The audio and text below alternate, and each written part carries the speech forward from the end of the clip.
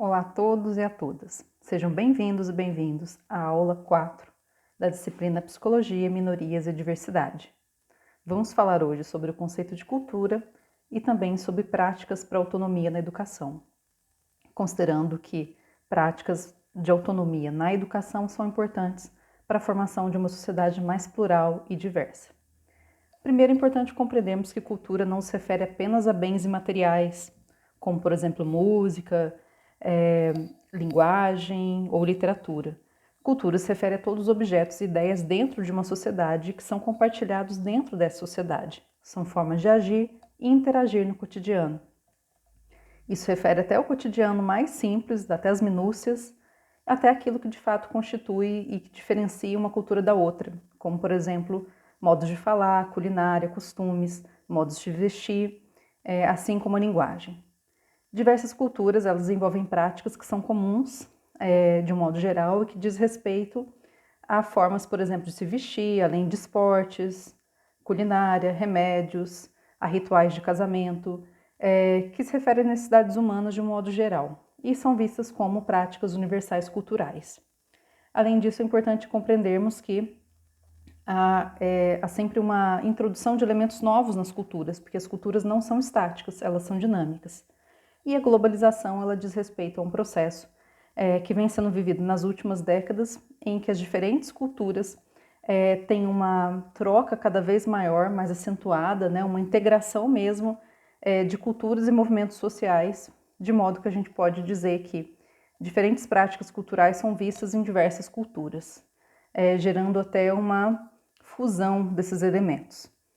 Além disso, podemos ainda falar da distinção entre cultura material, que diz respeito a aspectos físicos, objetos, ou também aspectos tecnológicos, e imaterial, que diz respeito principalmente às ideias.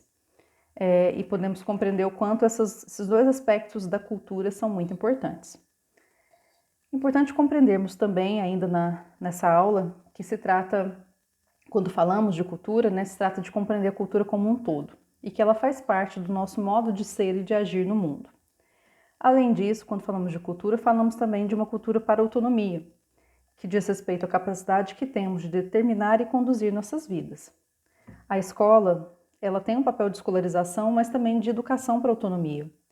A escola permite com que haja espaços e práticas que permitam a autonomia, que fomentem a autonomia e o exercício da liberdade e independência das crianças, adolescentes e pensando nas diversidades também de adultos. É importante que na escola hajam práticas que fomentam o pensar crítico, a emancipação do sujeito, né, que somente é possível a partir de uma leitura crítica da realidade. Essa emancipação, ela se dá a partir dessa leitura crítica da realidade, de compreender as contradições, de pensar sobre as contradições e de também descobrir o seu lugar nesse mundo. É importante que a prática para a emancipação, ela seja uma prática para a democracia. Então, se pensarmos que uma escola ela forma para a emancipação, ela forma também para uma democracia. Nesse sentido, é importante que as escolas passem a pensar um pouco mais nas suas práticas, que as práticas sejam menos disciplinares e mais interdisciplinares, mais transdisciplinares, né, que permitam o intercâmbio entre diversas formas de conhecimento. E que sejam práticas também criativas, porque nós temos, por exemplo, a partir da Constituição de 88, e também na LDB, Lei de Diretrizes e Bases da Educação Nacional de 96, a ideia de gestão escolar democrática. Então, em vários estados, nós temos o fato de que os próprios gestores, né, diretores, vice-diretores, são escolhidos pela comunidade escolar. Isso é um ponto importante da gestão democrática. Mas não só isso.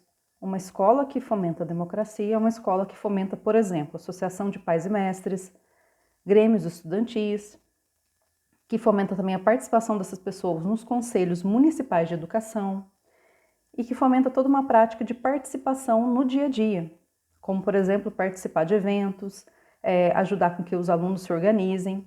E tudo isso é importante, sem contar a questão da própria didática, que a didática ela possa ser cada vez mais de reflexão, para que hajam práticas mais democráticas na escola. Essas práticas democráticas são essenciais para que haja uma cultura de paz e que haja condições efetivas para o aprendizado.